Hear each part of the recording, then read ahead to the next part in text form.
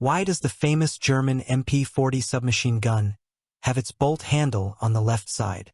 The German MP-38 and MP-40 submachine guns are among the most recognizable symbols of the Second World War. This fairly compact automatic weapon, equipped with a folding stock, was designed primarily for paratroopers, armored vehicle crews, and infantry unit commanders. Slightly more than 1 million examples of this weapon were adopted into service by the Wehrmacht. This submachine gun was not a mass-issued weapon for German infantry units.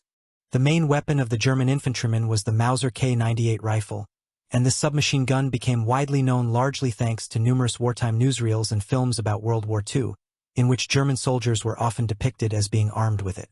Very often, this submachine gun was referred to as the Schmeisser, although the only part connected to Hugo Schmeisser was the magazine, which was patented by this designer. A distinctive feature of this weapon was the fact that its bolt handle was located on the left side of the receiver. Against the background of other small arms, where the bolt handle was usually positioned on the right side, this arrangement looked unusual. The U.S. Army was also equipped with the Thompson submachine gun, whose bolt handle was located on the top of the receiver. However, this weapon was less well known here, and the exact position of its bolt handle did not particularly attract much attention. Possibly, during the war there were other examples of small arms with a similar bolt handle arrangement, such as the German STG-44 assault rifle, but they were less widely known. This question has often been raised on various forums. Different versions were proposed to explain such an unusual placement of the bolt handle.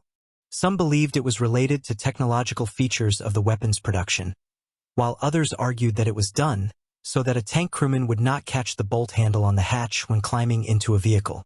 However, those who claimed that this design was chosen for ease of reloading were actually correct.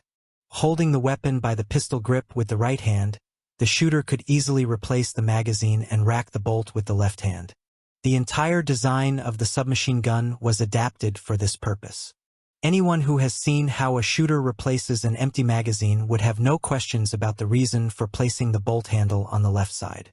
Everything in the weapon was designed to allow the magazine to be changed with the left hand.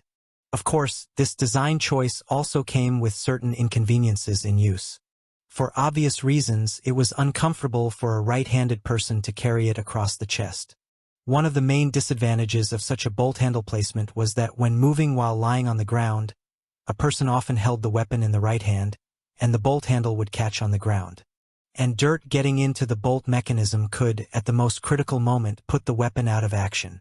Be that as it may, many designers considered this bolt handle placement on submachine guns to be successful, and after the war, weapons with a similar bolt handle arrangement were produced.